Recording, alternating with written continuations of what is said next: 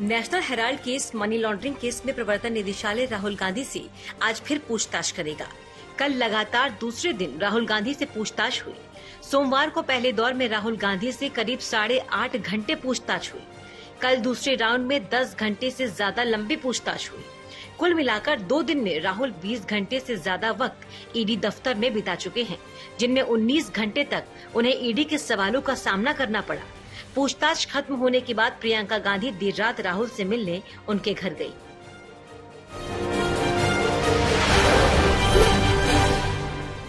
राहुल गांधी मंगलवार सुबह 11:05 पर अपनी बहन और कांग्रेस महासचिव प्रियंका गांधी वाड्रा के साथ ईडी के दफ्तर पहुंचे थे। कानूनी औपचारिकता पूरी करने के बाद सुबह 11:30 बजे से ईडी ने पूछताछ शुरू की। करीब 4 घंटे की पूछताछ के बाद दोपहर 3:30 बजे के करीब राहुल गांधी ने 1 घंटे का ब्रेक लिया। सवालों का सिलसिला करीब 4:30 बजे दोबारा शुरू हुआ।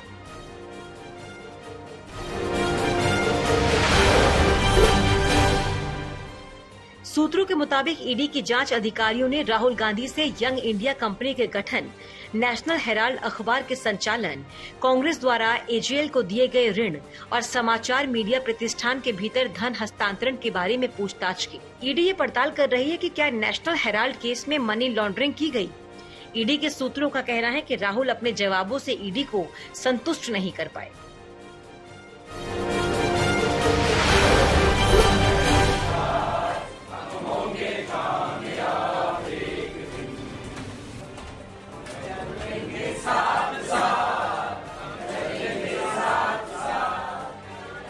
प्रवर्तन निदेशालय में राहुल गांधी की पेशी से पहले दिल्ली की सड़कों पर जमकर बवाल हुआ।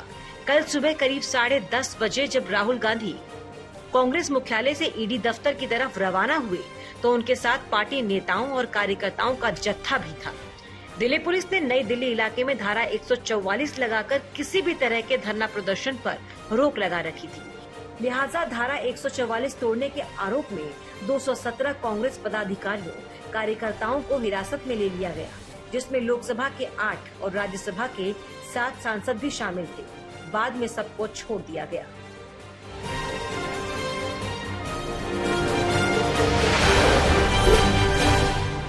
वो नौकरियां छीनते जाएंगे।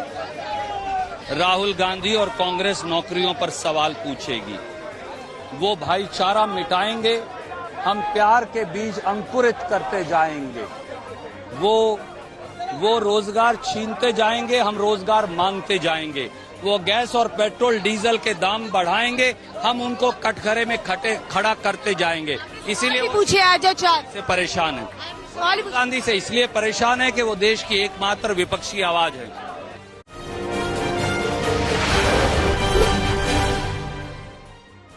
जावेद के घर पर बुलडोजर चलाने के बाद प्रयागराज पुलिस ने 37 आरोपियों की लिस्ट पीडीए को सौंप दी है।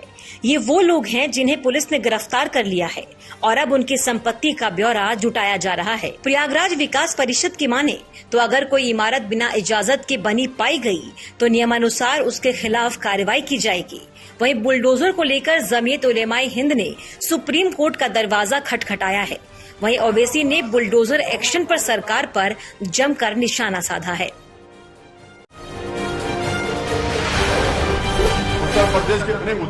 उत्तर प्रदेश के चीफ मिनिस्टर तो सुपर चीफ जस्टिस बन चुके हैं। वो खुद अपनी अदालत में किसी को कन्विक्ट करेंगे और घर तोड़ देंगे। अभी से घर तोड़ दो आप। रूल ऑफ लॉ को तो बर्बाद कर रहे हैं आप। जो घर तोड़ा गया आफरीन फातिमा का, वो तो उसकी मां के नाम पे था। आपने झूठी नोटिस दी, आपने झूठा कहा कि पहले नोटिस दी। आपको कोई इख्तियार ही नहीं है घर तोड़ने का।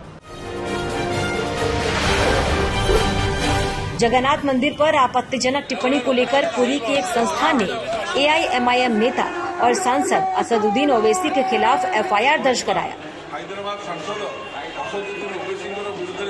ओवैसी के खिलाफ सोमवार को यहां प्रदर्शन भी हुए थे। मई में महाराष्ट्र की एक रैली में ओवैसी ने जगन्नाथ मंदिर को एक बुद्ध पूजा स्थल की जगह बनाए जाने की बात कही थी।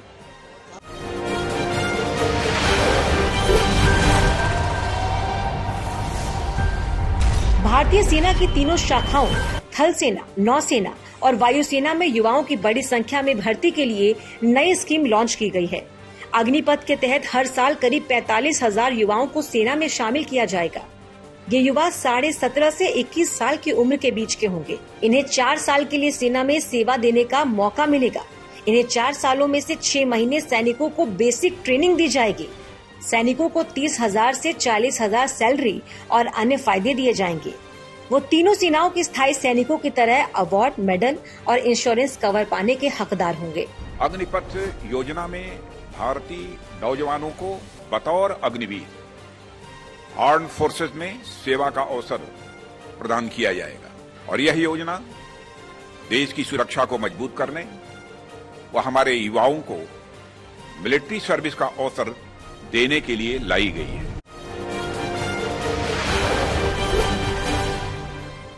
आज ममता बनर्जी राष्ट्रपति चुनाव को लेकर विपक्ष के साथ बैठक करेंगी। इस बैठक में ममता ने कांग्रेस, एनसीपी समेत 22 विपक्षी दलों को निमंत्रण भेजा है। इसमें गैर एनडीए दलों और विपक्षी पार्टियों के मुख्यमंत्रियों को भी आमंत्रित किया है। इसमें सोनिया गांधी, लालू प्रसाद यादव, अरविंद केजरीवाल, उद्धव ठाकरे, सीताराम येचुरी जैसे नेता शामिल हैं। सूत्रों के मुताबिक अखिलेश यादव, जयंत चौधरी, महबूबा मुफ्ती बैठक का हिस्सा होंगे। वहीं विपक्ष के नेता मल्लिकार्जुन खड़गे भी कांग्रेस की ओर से शामिल होंगे। आम आदमी पार्टी भी इस बैठक में शामिल हो सकती है। इससे पहले कल ममता ने एनसीपी नेता शरद पवार के साथ मुलाकात की।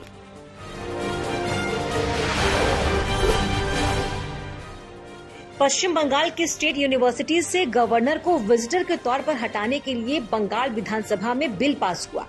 बीजेपी ने इस बिल के विरोध में विधानसभा से वॉकआउट कर दिया। इस प्रस्ताव को बंगाल कैबिनेट ने 6 जून को मंजूरी दी थी। इससे पहले पश्चिम बंगाल की सभी स्टेट यूनिवर्सिटीज में अब राज्यपाल की बजाय राज्य के मुख्यमंत्री को चांसलर बनाने वाले बिल को मंजूरी दी गई थी।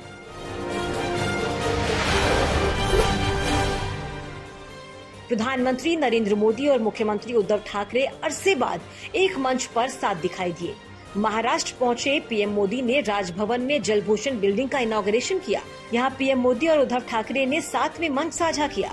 महाराष्ट्र पहुंचने पर पीएम मोदी का स्वागत पहले तो डिप्टी सीएम अजित पवार और पूर्व सीएम देवेंद्र फडणवीस ने किया। इसके बाद कोलाबा के नेवल हेलीपोर्ट पर सीएम ठाकरे उनके अगवानी के लिए पहुंचे थे। 2 महीने पहले 25 अप्रैल को जब पीएम महाराष्ट्र में थे तब उद्धव ने उनके कार्यक्रम से किनारा कर लिया था।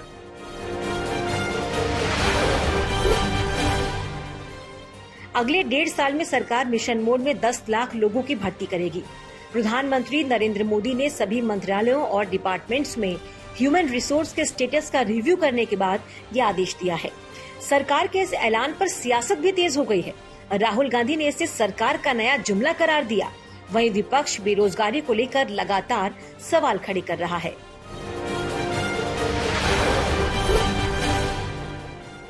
मनी लॉन्ड्रिंग मामले में गिरफ्तार दिल्ली के स्वास्थ्य मंत्री सत्येंद्र जैन 18 जून तक सलाखों के पीछे रहेंगे। मंगलवार को राउज एवेन्यू कोर्ट में विशेष न्यायाधीश गीतांजलि गोयल ने जैन और ईडी की दलीलें सुनने के बाद उनकी जमानत याचिका पर फैसला सुरक्षित रख लिया।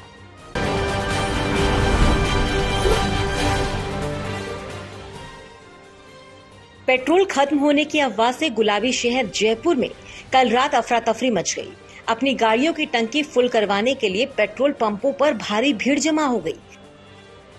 बताया जाता है कि एक वेबसाइट पर यह खबर आई थी कि 24 घंटे में जयपुर में पेट्रोल की आपूर्ति नहीं हुई तो पेट्रोल पंप ड्राई हो जाएंगे।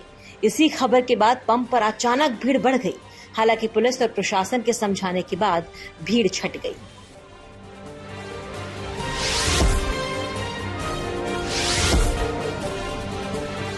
जयपुर में जीप पर स्टंट कर रहे लोगों को रोकने पर दबंगों ने जमकर उत्पात मचाया। पूरा मामला मानसरोवर थाना इलाके के शांति नगर का है। स्टंट से रोकने पर पहले दबंगों ने उनके ऊपर जीप चढ़ाने की कोशिश की और जब वो लोग अपनी जान बचाने के लिए पास के मूक बधिर हॉस्पिटल में घुस गए तो दबंगों ने वहां छात्रों पर भी जानलेवा हमला कर दिया। इतना ही नहीं, वहां खड़ी गाड़ियों में भी जमकर तोड़फोड़ की। अब पुलिस हॉस्टल के सीसीटीवी के आधार पर आरोपियों की तलाश कर रही है।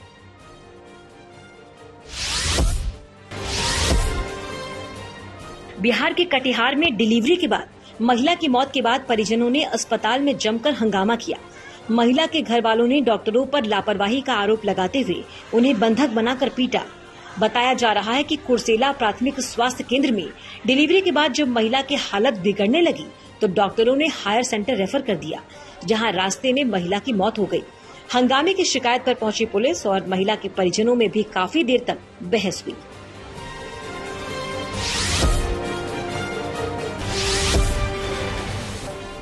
राजस्थान के कोटा में धरना दे रहे लोगों पर पुलिस ने लाठीचार्ज कर दिया, जिससे वहां अफरा तफरी मच गई। ये धरना कोटा जयपुर हाईवे के बसौली मोड़ पर अवैध बजरी नाके को बंद करने की मांग को लेकर चल रहा था, जिसका नेतृत्व बीजेपी के पूर्व विधायक प्रहलाद गुंजिल कर रहे थे। लाठीचार्ज में कई लोगों को चोट भी आई है। पूर्व विधायक ने कहा कि बजरी वाहनों से 10 गुना तक रकम वसूली जा रही है। उन्होंने कहा कि उनका आंदोलन रुकेगा नहीं, बल्कि अब और बड़ा आंदोलन शुरू होगा।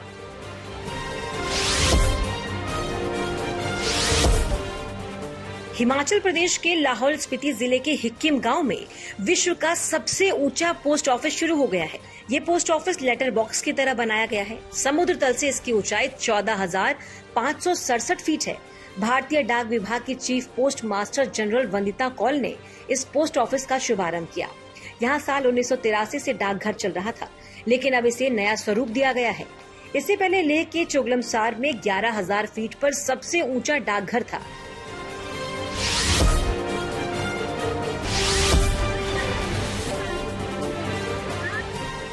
यूपी के मुरादाबाद में पुलिस एकेडमी में 87वीं पासिंग आउट परेड का आयोजन किया गया, जिसमें 2018 बैच के सभी पास आउट हुए 65 डिप्टी एसपी और 85 घुड़सवार शामिल हुए। मुख्य अतिथि के रूप में मौजूद डीजीपी ट्रेनिंग राजेंद्र पाल सिंह ने परेड की सलामी ली। फिलहाल ये अधिकारी अभी अंडर ट्रेनिंग होंगे। डीजीपी और डीआईजी ने इन सभी को ईमानदारी से अपनी ड्यूटी करने की शपथ दिलाई। इस मौके पर पास आउट हुए अधिकारियों के घर वाले भी मौजूद रहे।